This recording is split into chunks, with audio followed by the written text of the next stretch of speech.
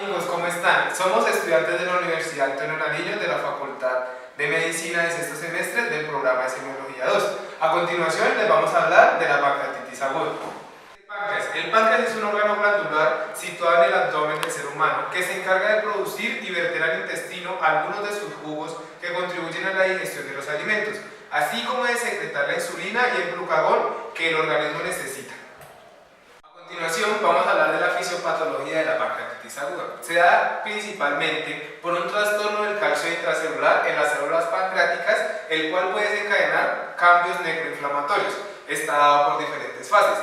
Una es intracelular, debido al aumento desregulado del calcio citosólico por factores tóxicos. Ocurren lesiones del retículo endoplasmático y aclaramiento anormal del calcio, y una disfunción mitocondrial. Todo esto lleva a secreción ductal y acinar anormal, activación intracelular de simógenos y ruptura de organelos y por ende necrosis.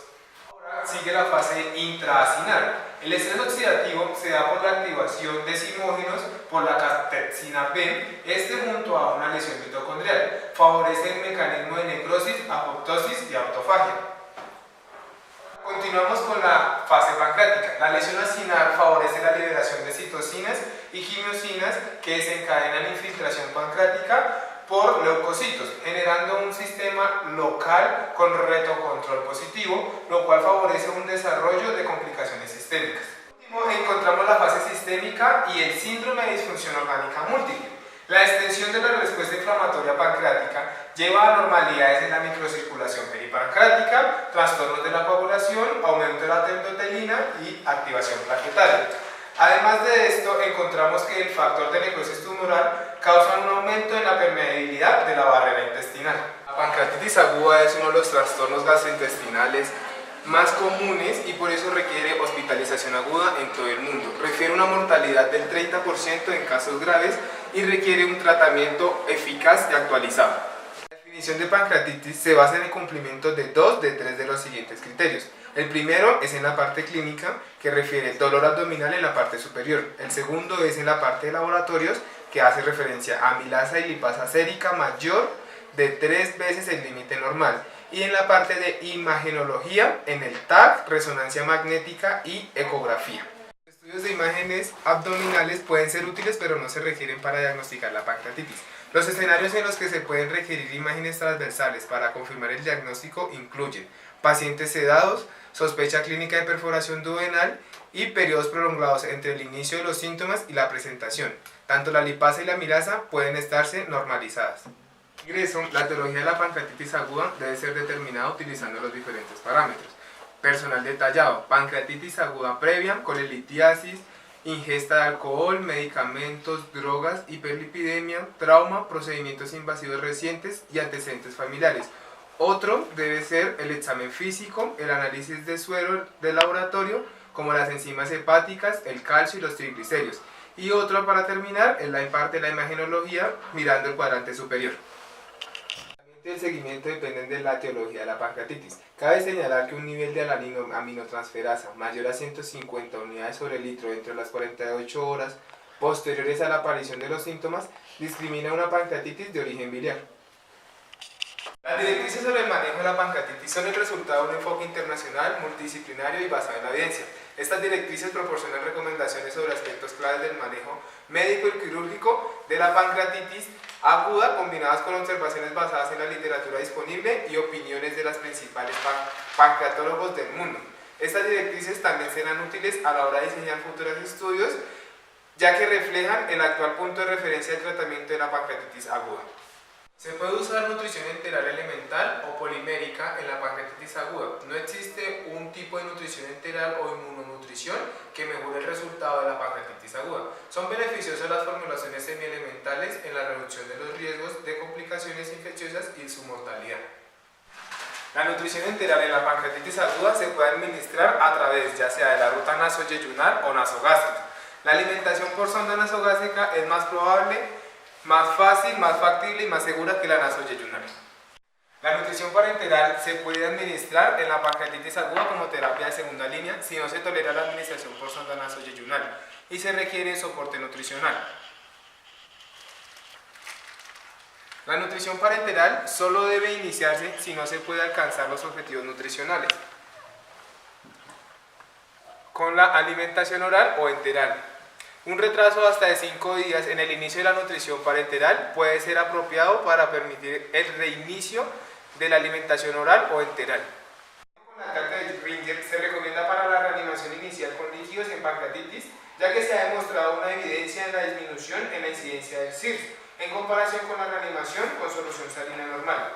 En esta no se recomienda el uso de hidroxicetilalmidón, ya que aumentó las tasas de insuficiencia renal y su mortalidad.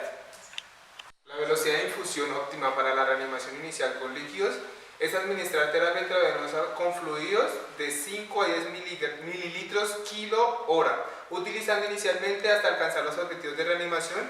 Dicha velocidad ha experimentado reducción en la necesidad de ventilación mecánica, síndrome de compartimiento abdominal, sepsis y mortalidad. La respuesta de la reanimación con líquidos debe estar basada en uno o más de los siguientes criterios.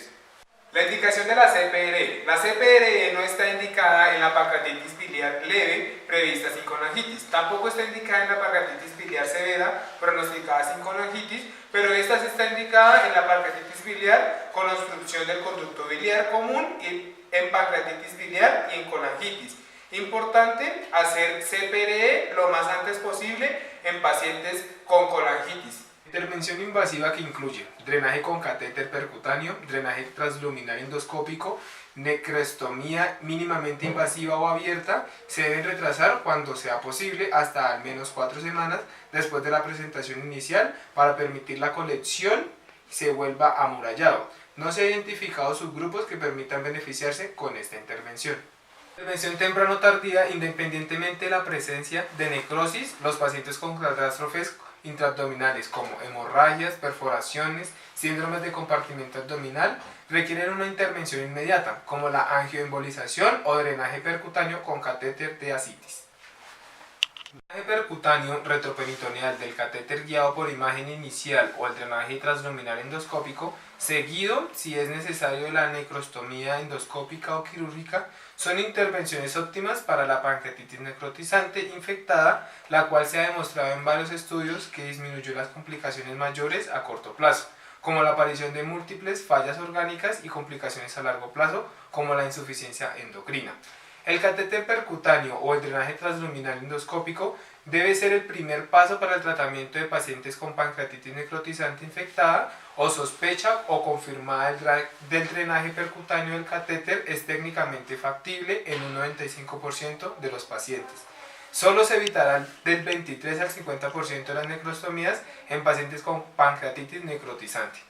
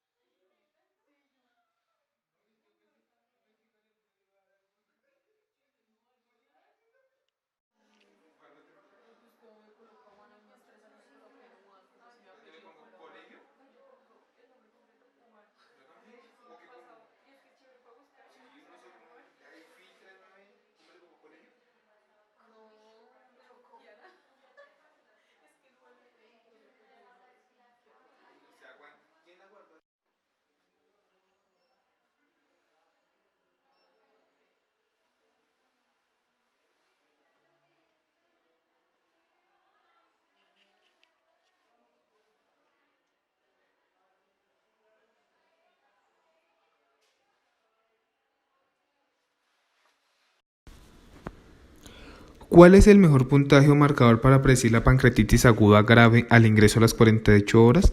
Se recomienda el síndrome de respuesta inflamatoria sistémica SIRS para predecir pancreatitis aguda grave al ingreso y el SIRS persistente a las 48 horas. El SIRS transitorio se debe tener en cuenta porque se define como la presencia de 2 o más de los siguientes 4 criterios. El primero es la temperatura menor a 36 grados centígrados o mayor a 38 grados centígrados. La frecuencia cardíaca mayor a 90 latidos por minuto. La frecuencia respiratoria mayor a 20 respiraciones por minuto. Y en las células sanguíneas blancas se puede definir como leucopenia o pancitopenia.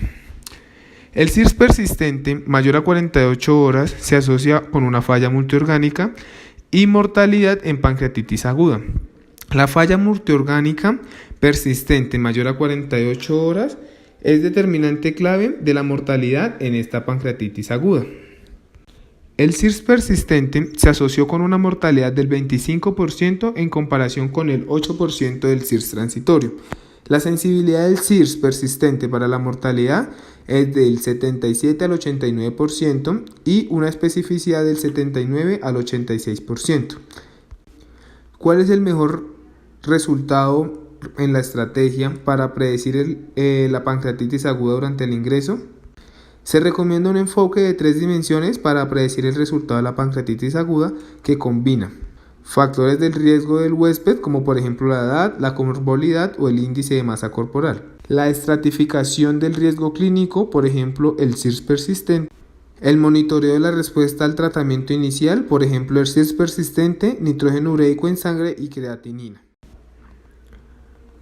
¿Cuál es la indicación y el momento de la tomografía computarizada inicial? La indicación para la evaluación inicial de la tomografía computarizada en la pancreatitis aguda puede ser: primero, por la incertidumbre diagnóstica; segundo, por la confirmación de la gravedad basada en predictores clínicos de la pancreatitis aguda grave; tercero, la falta para responder al tratamiento conservador o al contexto de clínica y su deterioro.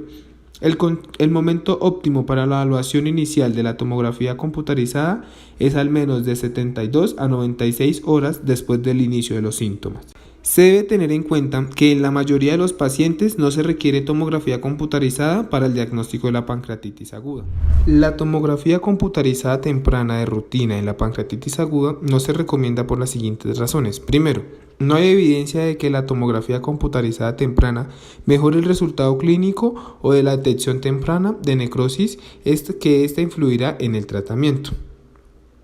En la tomografía computarizada, los sistemas de puntuación no son superiores a los sistemas de puntuación clínica en la predicción y en el pronóstico de la gravedad de la enfermedad.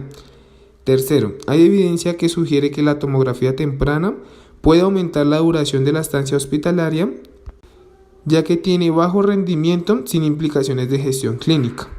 Además, plantea diferentes riesgos de alergia al contraste y nefrotoxicidad.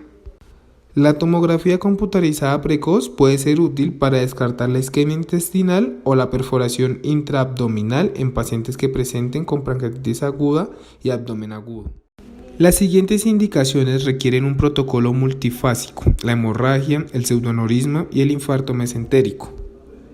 La tomografía computarizada con contraste es claramente preferible, aunque en los pacientes con insuficiencia renal inminente la tomografía computarizada con contraste inicial no es una buena opción.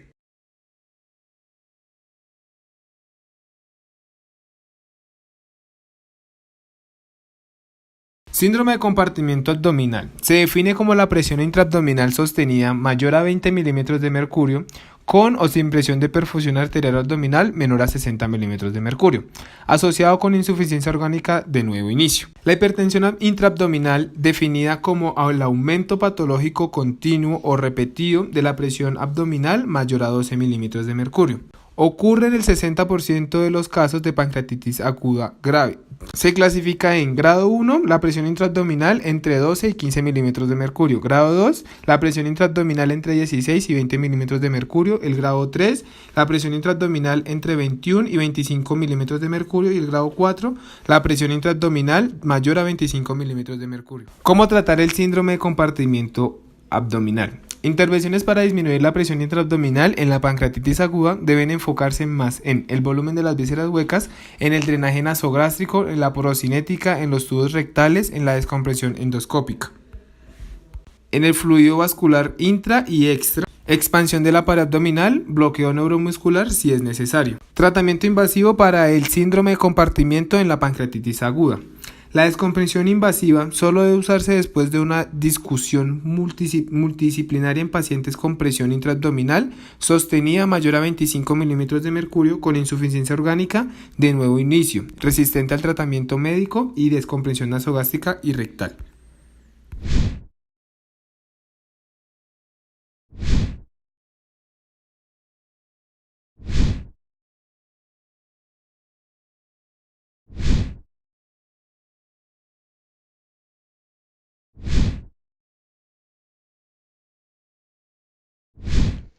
Escala de Marshall. Permite la definición de falla orgánica en pancreatitis aguda, con un score de 2 o más en la escala modificada de Marshall.